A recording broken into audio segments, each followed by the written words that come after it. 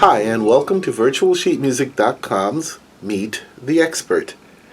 My name is William Fitzpatrick, and I am professor of violin at the Hall Musical Conservatory of Music, which is located on the Chapman University campus. I am as well director of MusiShare in Irvine, California. Today, I thought we'd begin a series of discussions about pitch or intonation. Now, when we start to think about pitch or intonation, we have to understand a fairly basic thing, which is that pitch, or being in tune or playing in tune, well, it depends on the note prior to the note that you're trying to get in tune.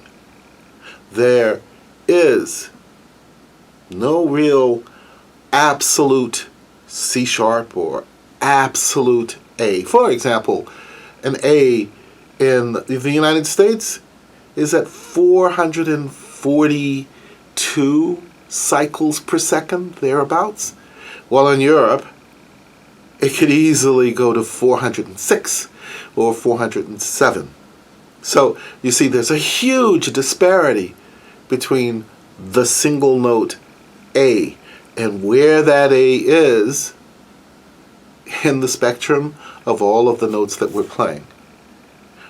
This idea of relativity with regard to pitch is very important to understand, as well as something else.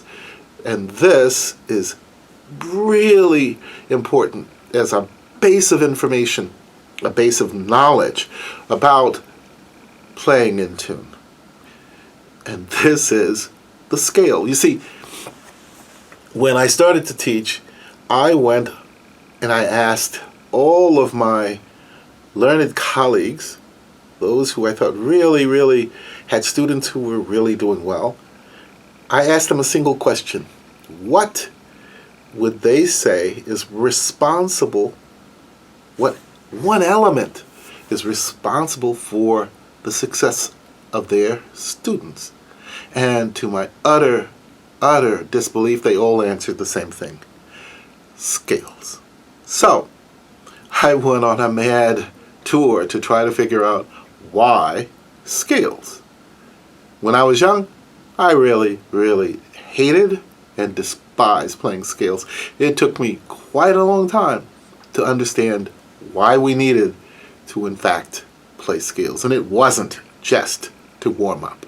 So let's begin this by talking about a very integral part of a scale, or at least that part of the scale which is important for us as violinists to understand how to do. A little bit of theory. We'll start there. So first we need to talk about tetra chords. Tetra means four.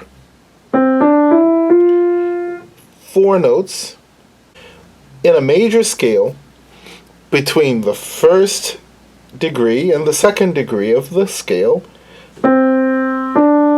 There is a whole step.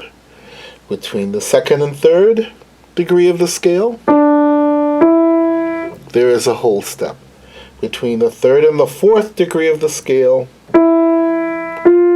there is a half step. This pattern represents the lower tetrachord. The upper tetrachord, fifth degree to the sixth degree, is a whole step. Sixth to the seventh degree is a whole step. Seventh to the eighth degree is a half step. So, in the lower tetrachord, there is a whole step, half step. And in the upper tetrachord, a whole step, half step. And in between the two tetrachords, there is a whole step. That is a major scale. Now, to help us to understand how to use the tetra chords that we just found out about on the piano, we need to understand that the same things exist, the same uses of the half steps and whole steps, on the violin. If I'm going to go and do an A major scale, whole step, whole step. That pattern, if I take it like the Tetra chord and do the same thing on the E string, why I end up with a major scale. Now, one of the things that's really important to understand is something my teacher from when I was 4.5, 5 years old told me. Because she said, when you've got a whole step, it's happy. And when you have a half step, it's sad. Now, if we use this as a basis of understanding, it means if I'm playing a minor triad, it's sad. Or a major, it's happy. I can start to hear how the pitches become organized on the violin. Because in fact, on the violin, it's only half steps. All the way through, all the way up. I think you'll see a fingerboard that will come up now, and you will see on that fingering board exactly what I'm talking about. It's all about the half steps. Now, suppose I know this is a little tedious, but suppose I wanted to do a 1 octave scale starting with the first finger on a B flat. What would I do? Whole step, whole step, half step. Not only can I hear the half steps, but I can see it with the patterns, with my eyes. So I can hear it, I can see it, I can feel what it feels like in my hand. If I do that whole step, and the same thing on the E string, I have my scale. One of the things I love doing with little kids is I'll have them move their finger and go, okay, do the same thing here. If they follow the pattern, they have the scale. How about here?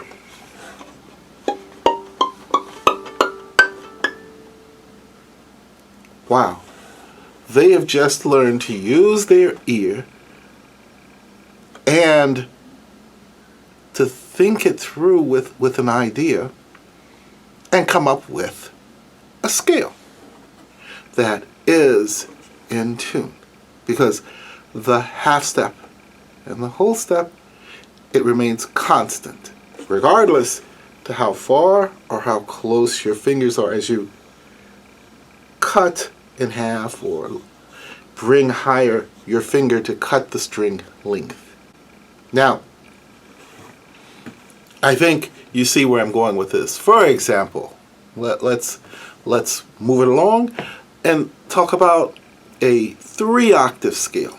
Now, for this one, if I'm going to use my patterns, let's be sure we understand what I mean. Those Tetra chords, but the Tetra chords can be whole, whole, half, whole, half, whole, half, whole, whole, whole, whole, whole. I mean, they are limited. What we can do, in a very funny way, we can do half, half, half, but that's not very practical with our 4 fingers. Or we could do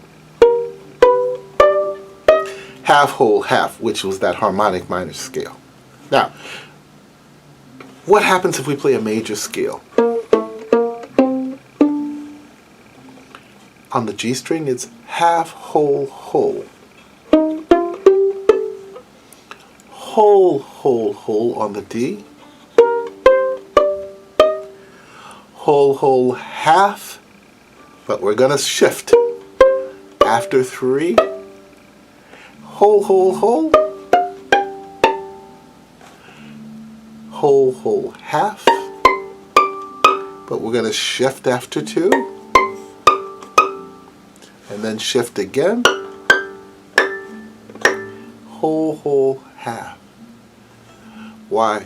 With those tetra chords now, or with the idea of those patterns, we can describe, define a 3-octave scale. Now, before we move on, are we understanding what I'm saying? These patterns, if I play a B-flat major scale, what if I want to play B major? It's the same thing. Half, whole, whole. C sharp. D. It's absolutely the same pattern. If I'm doing the same fingering, of course, which I advise my students to do.